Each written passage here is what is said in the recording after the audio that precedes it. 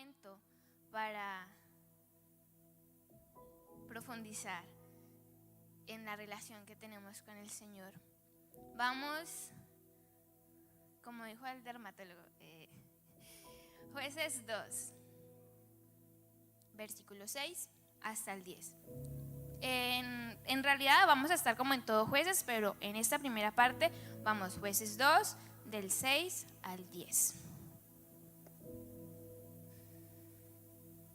Démosle un momento porque hay gente que busca y uno a veces como que pasa de una vez así de largo y qué pecado la gente que queda ahí buscando.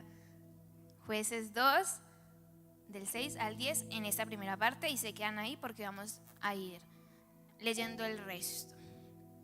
Dice: después que Josué despidió al pueblo, cada una de las tribus salió para tomar posesión del territorio que se les había asignado. Los israelitas sirvieron al Señor todo el tiempo que vivieron Josué y los líderes que lo sobrevivieron, aquellos que habían visto las grandes cosas que el Señor había hecho por Israel. Entonces Josué, hijo de Nun y siervo del Señor, murió a los 110 años de edad. Lo enterraron en Timnaserá, tierra que se le había asignado en la zona montañosa de Efraín, al norte del monte Gaás. Y presten atención a esta parte.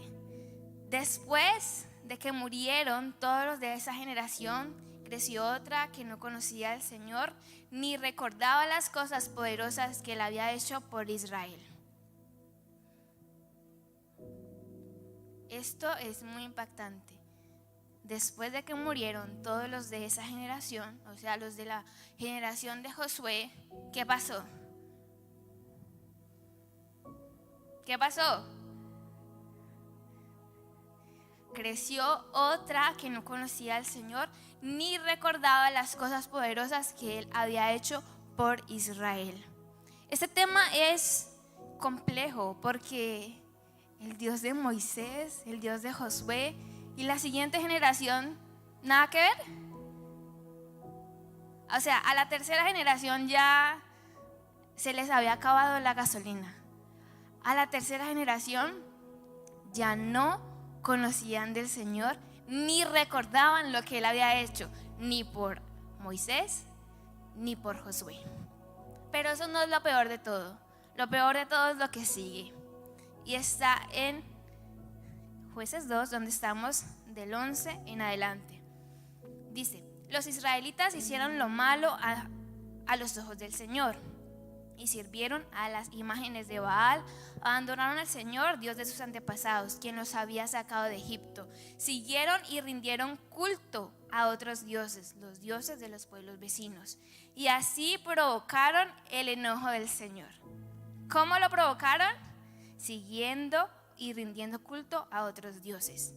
Eso por una parte, pero después en el 13 dice: abandonaron al Señor para servir a Baal y a las imágenes de Astoret, lo cual hizo que el Señor ardiera de enojo contra Israel, y que los entregara en manos de saqueadores, quien les robaban sus posesiones. Los vendió a los enemigos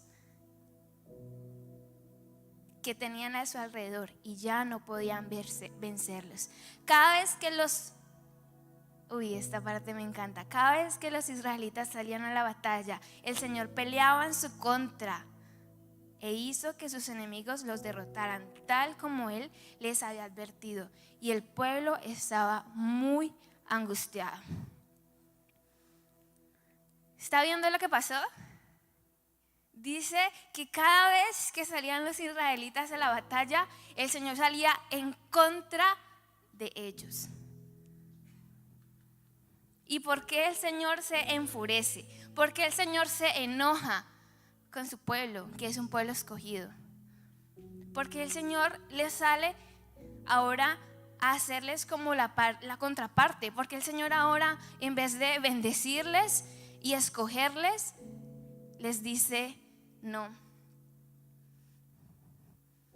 ustedes no me adoran, pues entonces yo voy a colocar mi mano en otro lado. Cada vez que ustedes salgan, yo mismo me voy a enfrentar contra ustedes y ustedes les va a ir muy mal, en otras palabras. Pero podríamos decir, el Señor, ¿por qué se molesta tanto? Y dice que ardió en furia. O creo que todavía no lo hemos leído, pero dice así, dice, lo cual hizo que el Señor ardiera de enojo contra Israel. Y la razón por la cual el Señor le enoja que esta generación sea así es porque el Señor no crea generaciones para que adoren a otros dioses.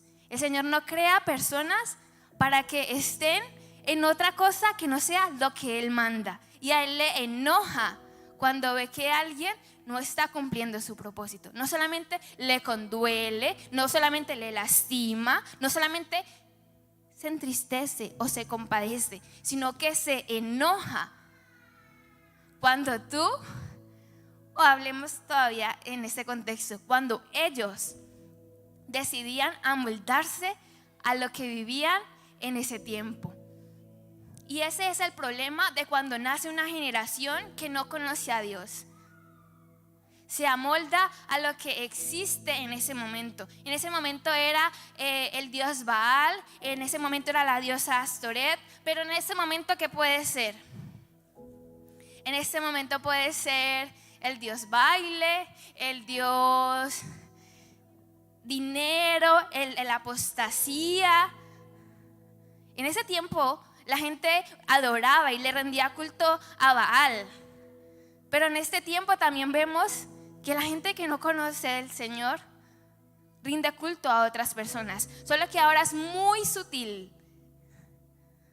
Aquí la diosa Astoret hace representación de algo de la sexualidad. Y ahora usted no escucha como que te estás adorando a la sexualidad o te estás amoldando a algo de la sexualidad. No, aquí no, ahorita ya no lo llamamos por eso. Ahora ya no percibimos que si no estamos adorando al Señor, estamos adorando a otra cosa. Pero aquí muy claro nos lo representa. Si no estás adorando al Señor, estás adorando otra cosa.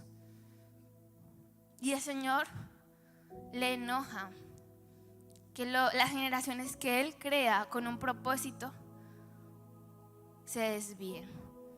Y no solo se desvíen, sino que adoren y rindan culto a otra persona.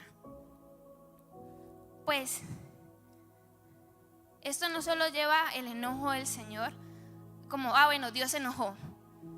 No, no es solo que Dios se enoja.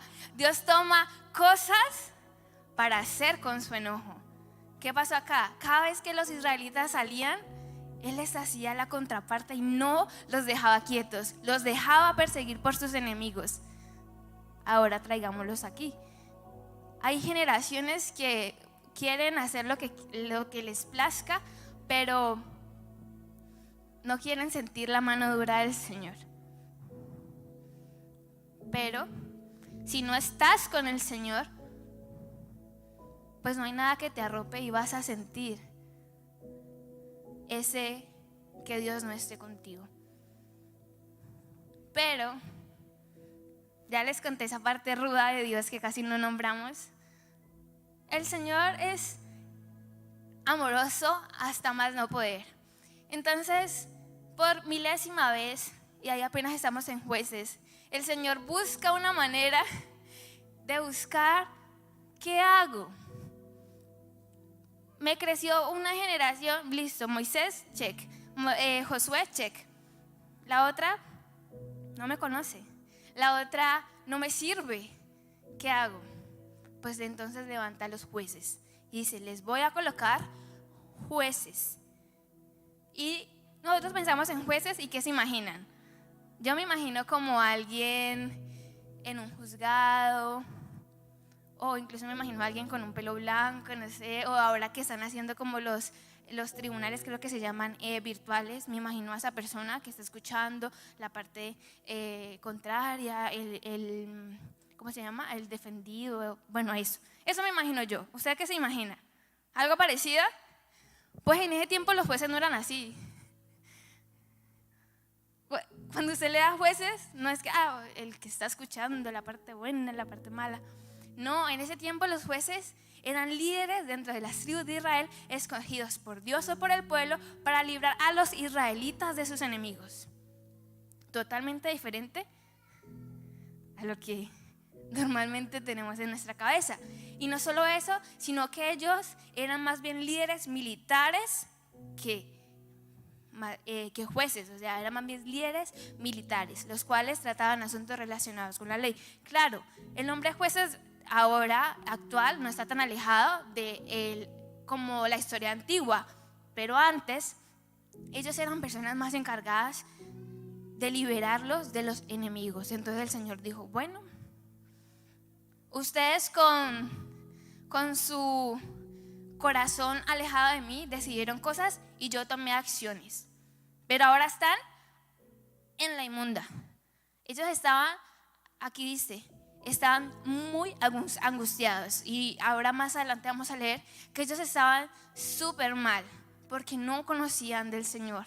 Entonces Dios dice, les voy a poner jueces para que salgan de esto, porque si no, no sé qué pueda suceder después.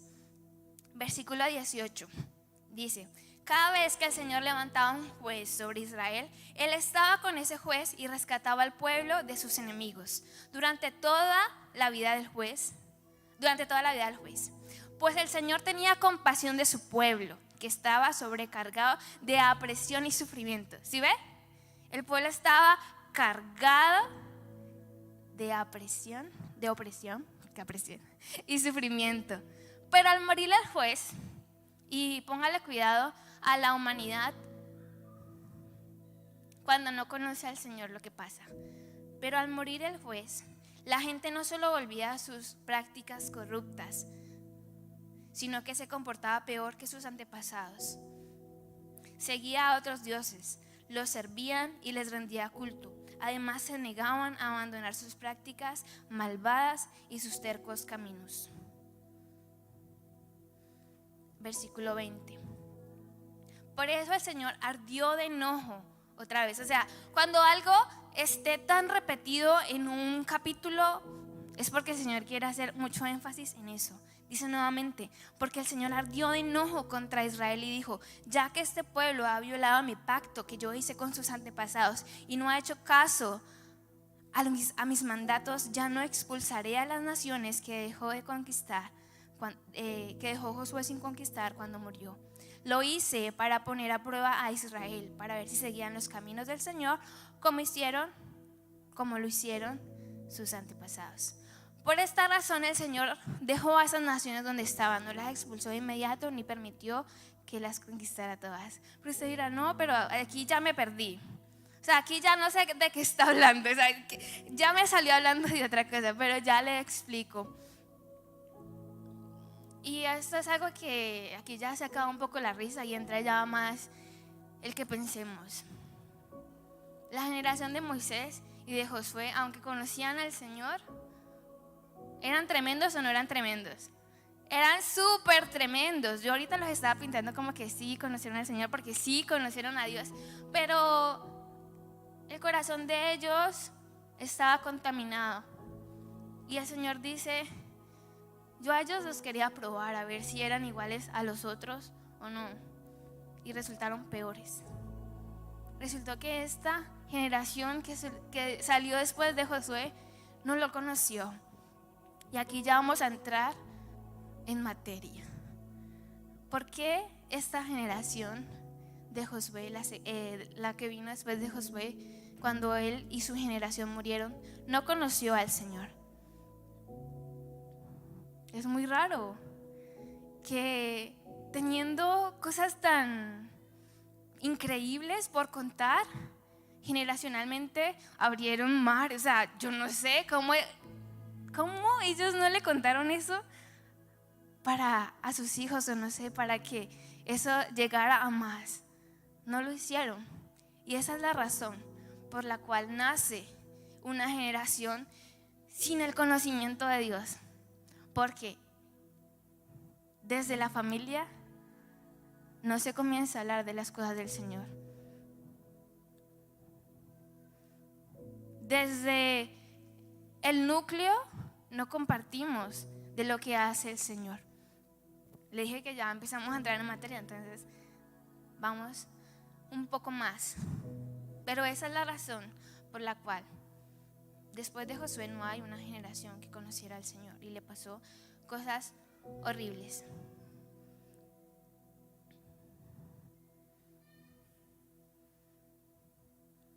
Veamos ahora entonces Salmos 78.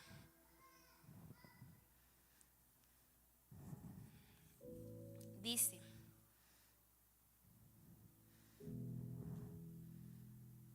escucha, oh pueblo mío, mi ley.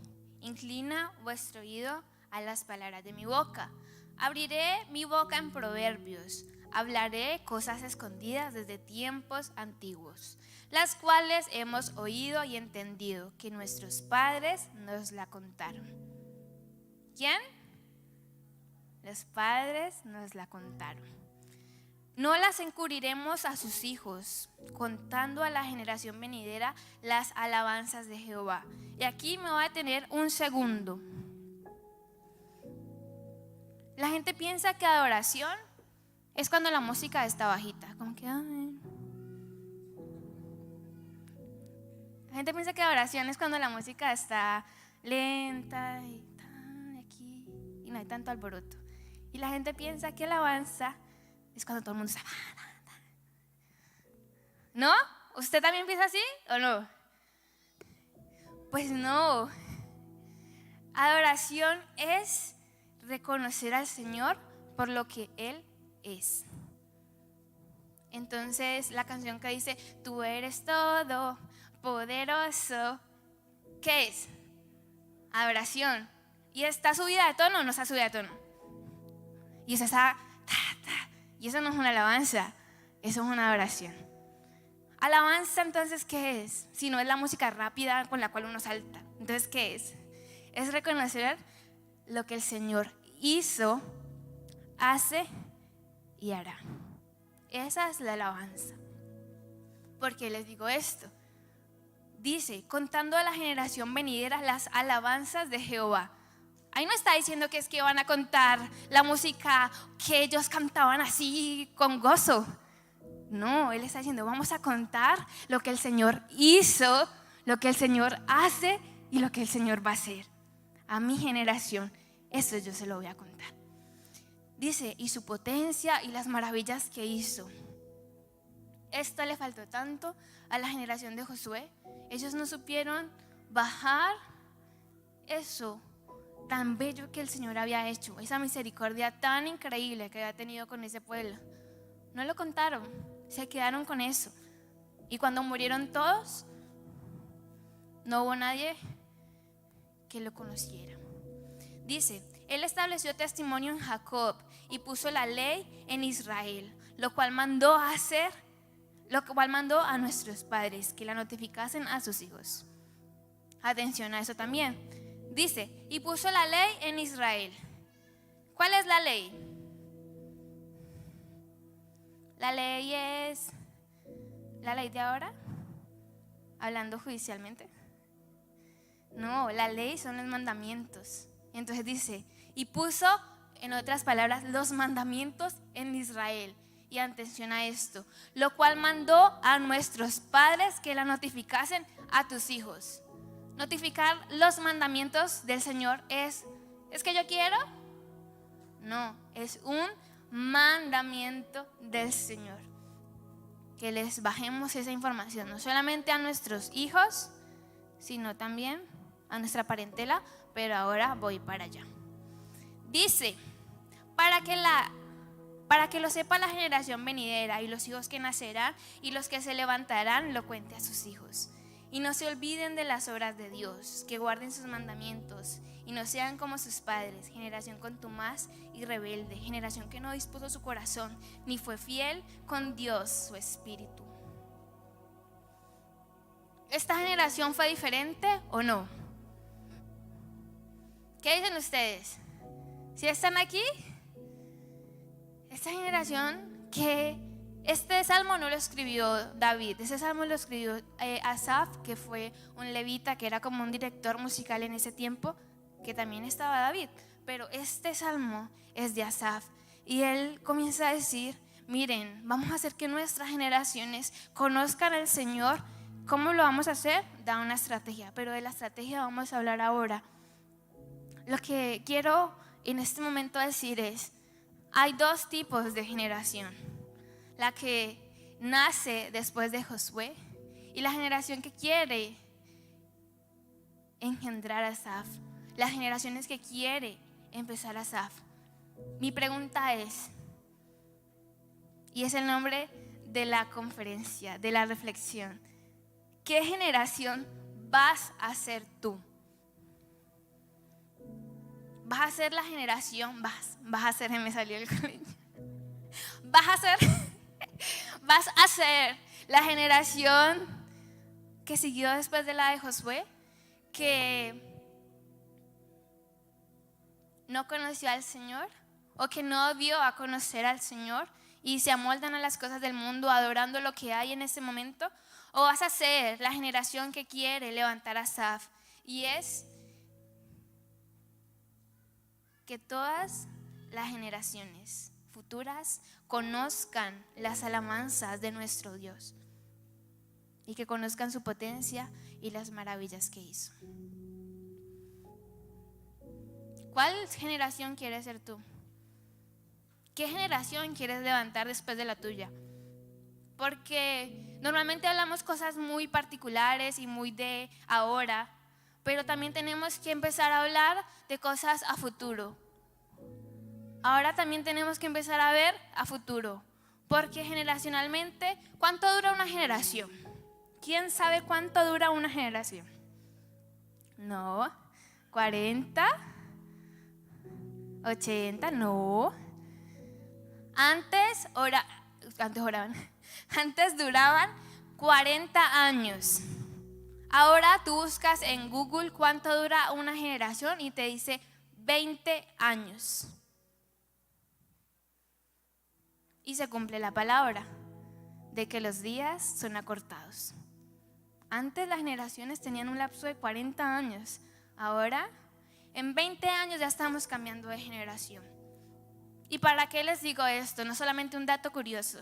Es porque la primera generación que conoció a Dios siempre es una generación avivada, que tiene el fuego y que tiene como esa chispa de Dios. La segunda generación que se levanta conoce a Dios, pero viven con menos furor y con menos entrega a Dios. La tercera está con el Señor, pero está por compromiso. La cuarta es una generación contumaz. ¿Se acuerdan que leímos generación contumaz? Perdón, leímos que los padres eran contumaz. Sí, generación contumaz. Dice, y no sean como sus padres, generación contumaz y rebelde. ¿Qué es una persona contumaz? No, cancelo en el nombre de Jesús. Una persona contumaz es cuando alguien conoce lo bueno y no lo hace. Eso es una persona contumaz. Dice que se mantiene firme en su comportamiento, actitud, ideas o intenciones a pesar de los castigos, advertencias o consejos. Entonces, la cuarta generación es una generación que sabe hacer lo bueno, pero decide no hacerlo. ¿Les parece algo? ¿Se les hace parecido a algo por aquí? ¿Saben y conocen de Dios? Pero mira, Dios, yo soy cosa aparte. Y la quinta generación, adivinen cuál es. Es una generación que no conoce a Dios. Entonces, haciendo cuentas, estamos muy prontos generacionalmente a llegar a una generación que no va a conocer a Dios. Porque unas generaciones empiezan con el fuego y lo podemos ver y lo podemos experimentar. Hay abuelitos que tienen más pasión que un joven, ¿o no? Eso es, el que no quiere ver eso es porque quiere hacer el ciego. Pero el tema de las generaciones es algo, ¿cómo decirlo? ¿Cómo se llama algo que no se puede parar? Inevitable. Las generaciones es algo inevitable, porque con el paso de los años la gente se desgasta y la gente cree en el Señor, pero como que y así cada vez se va bajando más y más y más el amor por el Señor. Entonces mi pregunta es, ¿qué generación vas a ser tú? ¿La generación que pasa a las demás generaciones lo que Dios hizo contigo, lo que el Señor hizo con tu familia? ¿O vas a ser una generación que va a callar y que cuando tú te mueras, tu familia no va a conocer de quién fue el Señor? Porque eso pasó después de que se murió Josué.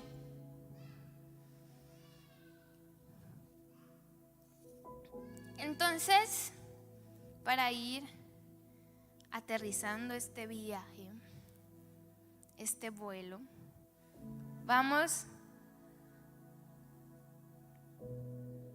a cerrar con 3 cosas específicas. ¿Cómo está diciendo Asaf que podemos tener una generación que conoce a Dios?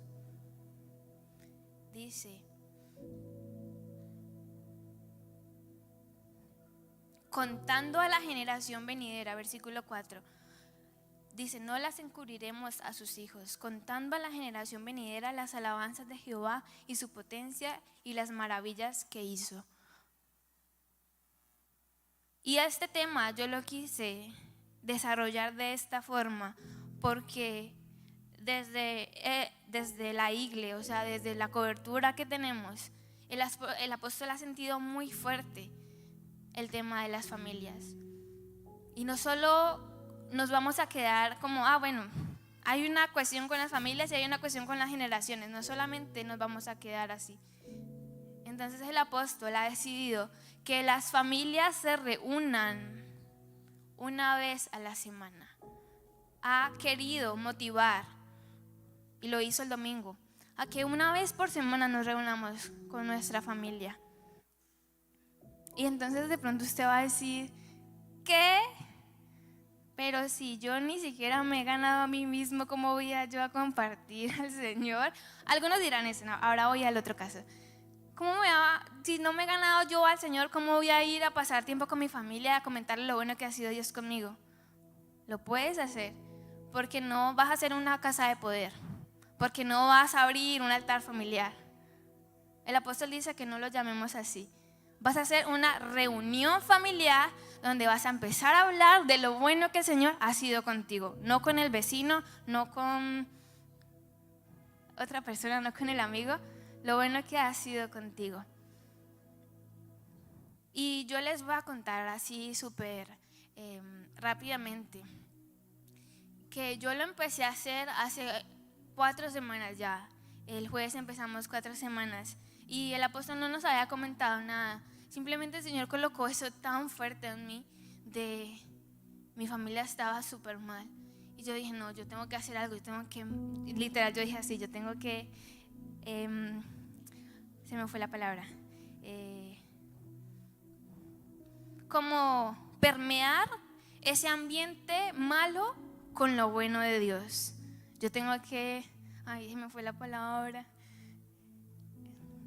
no, literal se me borró. Tengo que ir y compartir de esa luz que Dios me ha dado a mí con los demás. Porque el Señor nos dice en Mateo 5, creo que es Mateo 5, que la luz no se pone abajo de la mesa, o en la traducción que tenemos en la camisa dice no se pone abajo de una canasta, sino que se pone arriba, a lo alto en la ciudad. Y yo les voy a contar así muy precisamente que lo que el Señor ha hecho con ellos es increíble. Solo llevamos 4 jueves y ustedes no saben lo que el Señor ha hecho en ellos. ¿Ustedes tienen la tía loca en su familia? Yo tengo mi tía es la tía más loca, hay algunos que la conocen. Y mi tía llega el jueves Algunos se ríen, yo la tengo.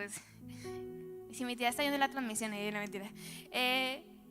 Llega el jueves y mi tía comienza a decir que estaba leyendo la Biblia, que el Señor le había hablado, que ella entendía muchas cosas. Y yo decía, yo no puedo creer esto. Y no solo ella, sino que mi primo se había aprendido un versículo. No, yo era como que, ¿quiénes son ellos? Yo decía, esta no es mi familia. Porque ellos 4 meses atrás eran, Dios mío, sabes que yo no les puedo contar la magnitud de lo tremendo que ellos eran. Pero después de 4 semanas, el trabajo no es en vano, se nota un cambio. ¿Y por qué les digo esto? ¿Y por qué les quiero motivar? Y es porque ese trabajo que tú haces en tu casa, como les digo, no es que, es que yo no estoy santo, entonces por eso no puedo hacer una casa de poder. No se trata de eso. Estoy hablando específicamente de esa reunión que tú vas a tener en tu familia. Los vas a convocar y el apóstol decía, vas a colocar vas a traer fotos y van a compartir de esos momentos. Y después al final horas 15 minutos. Yo sí, yo hice eso antes de que el apóstol lo bajara, pues yo sí les hago el altar familiar normal y ha tenido también fruto. Pero si ustedes dicen, no, yo no puedo empezar así, pues también lo pueden hacer de otra forma. Pueden hacerlo con fotos, pueden hacer dinámica y solamente dar una pequeña cápsula. Pero háganlo. Y se dice, no, yo ya tengo esto con mi familia. Bueno, entonces abrace a ese tío que nada que ver con el Señor. Porque a veces nos cerramos mucho en nosotros. Y se lo digo porque a mí me pasó. Y yo hablaba con mi mamá, yo le decía, ¿yo por qué no hice esto antes? Imagínense, si yo hubiese hecho eso antes, aquí estarían todos. Porque a veces nos cerramos. Y el apóstol también lo decía. A veces creemos que porque nuestra salvación ya está listo, no importa nada más. Pero el primo, pero la tía, pero el papá, pero la mamá, pero el amigo. No seamos egoístas con la salvación. Aunque sea individual, tú le puedes compartir de lo que el Señor ha hecho contigo a los demás. Entonces Él les da una estrategia y dice, háganlo compartiéndolo con los hijos. Pero también dice, enseñar, aquí está. Dice, y puso la ley en Israel, la cual mandó a nuestros padres que la notificasen a sus hijos. ¿Y cómo les parece que se está levantando una generación de cristianos que no oran, que no ayunan, que no vienen a la iglesia? Y son cristianos. Ojo, ¿no? Son cristianos. O en otras palabras, ellos dicen que son cristianos. ¿Y por qué pasa esto? Les tengo otro ejemplo. Yo sigo a algunas personas de otra iglesia. ¿Y cómo les parece que ellos salen de la iglesia del servicio y se van a rumbear? Ellos salen del servicio y se van a, ¿cómo es que se llama ese lugar? ¿Cómo es que se llama? Severo Sinvergüenza.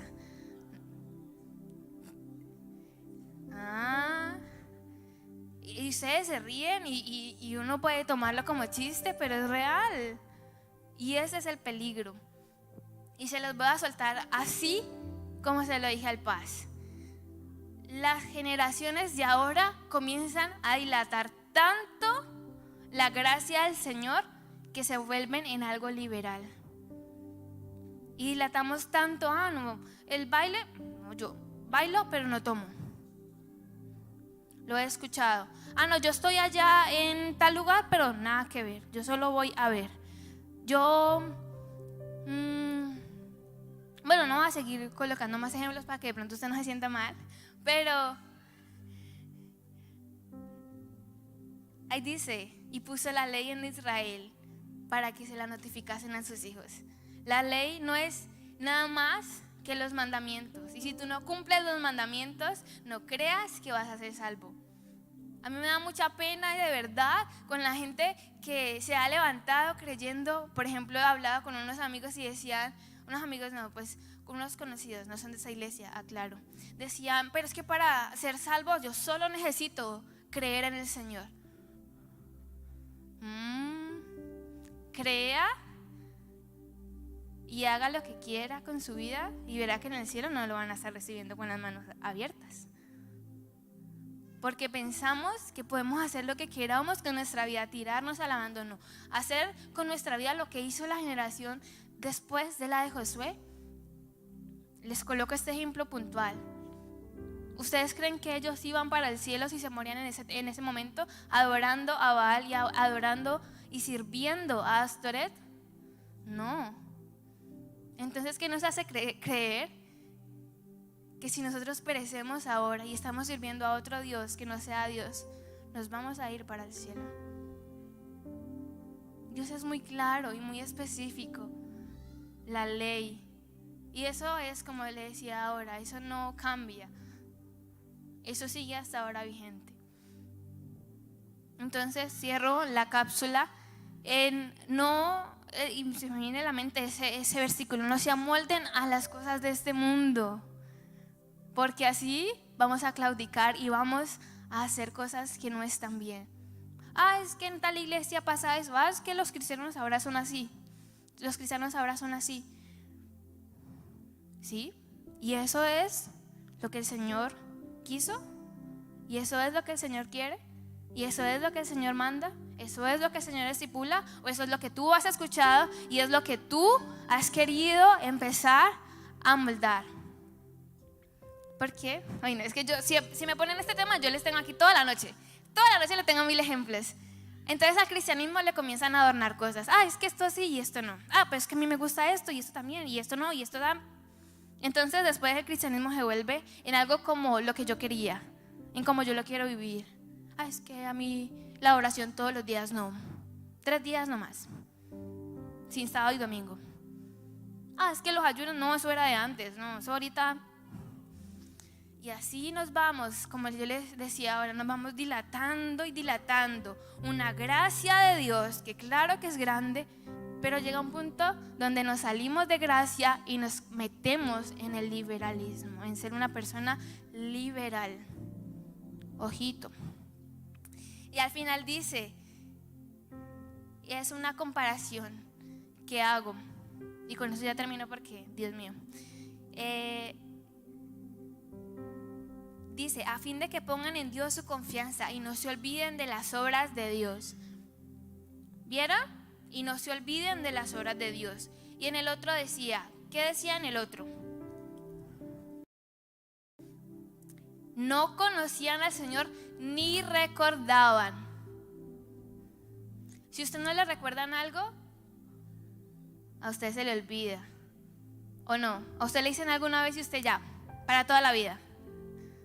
Puede ser, hay algunas personas con una retentiva tremenda. Pero aquí Él nos insta a fin de que pongan en el Señor, en Dios, su confianza y no se olviden de las obras de Dios. ¿Cómo se logra eso? Semana tras semana, sembrar la palabra del Señor en tu familia, semana a semana, sembrar eso en tu casa. Yo no les estoy mandando a que abran un grupo de Casa de Poder y compartan eso con sus amigos. Yo los estoy motivando a que ustedes se conduelan con su familia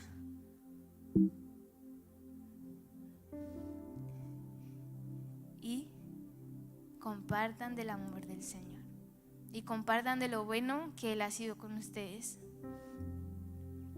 Y les digo, bueno, ustedes ya lo hacen, hay algunas personas que ya tienen su altar, pues no lo dejen de hacer, porque esto nos va a llevar a que nuestras futuras generaciones conozcan del Señor y conozcan de lo bueno que Él ha sido con nosotros. Amén. Entonces cierro con la pregunta: ¿qué generación vas a ser tú? ¿O qué generación quieres levantar tú? ¿Quieres que a la segunda o tercera generación después de ti ya estén por compromiso? ¿Quieres que ya a la cuarta generación estén porque aunque saben que hacen lo bueno, aunque saben que es lo bueno, no lo hacen? ¿O quieres que lleguemos a la última generación y es que no conozcan al Señor? Cierra tus ojos y dile: Dios, yo quiero ser sabio para que mis futuras generaciones te conozcan. Yo quiero, Dios, compartir de tu amor, dar alabanza, Señor, de tu nombre a mis parientes, para que tu nombre se reconozca en las futuras generaciones. Empieza a orar ahí por tu casa, empieza ahí a orar por tu familia y dile: Dios, yo no quiero que ellos se pierdan, yo no quiero que yo esté aquí en la iglesia solo bien por eso, sino que yo quiero que toda mi casa, que mi primo, que mi prima, que tu tío, que tu abuela, dile: Dios, yo quiero que todos entren en tu presencia. Rodéalos ahí con esta oración. Dile: Dios, que las generaciones que hay en este mundo, en este momento, y aún las que están por nacer, conozcan de tu nombre y que ellos sepan expandir tu nombre y que no se quede solo en nosotros, Señor. Y que lo más importante, Dios, que no expandan, Señor, la gracia, que no vivan, Señor, bajo un liberalismo, porque eso es lo que viene, Dios, en estos tiempos peligrosos, en estos tiempos difíciles. Vienen corrientes que los van a querer confundir. Vienen tiempos, Señor, donde les van a decir que eso es bueno cuando realmente no lo es. Vienen tiempos, Dios, complejos, generacionalmente hablando. Pero te pedimos, por favor, Dios, que no nos amoldemos a este mundo, que nuestras generaciones no se amolden a este mundo. Te pido, Dios, que podamos compartir de tu nombre en nuestra casa, que si nuestra casa ya está salva, que si nuestra casa ya, Dios, conoce de ti y todos están bajo tu cobertura, entonces danos esa compasión por la persona que no la tiene. No nos dejes caer en la comodidad de que ya todos están salvos, cuando hay un mundo, Dios, sufriente, cuando hay un mundo, Dios, sin ti. Danos esa compasión que tú tuviste para servir a mi generación. Dile: Dios, no dejes que yo sea egoísta y solo me sienta bien estando yo bien, sino que toda mi casa, Señor, pueda conocer de tu nombre y aún las generaciones venideras. En el nombre de Jesús, amén.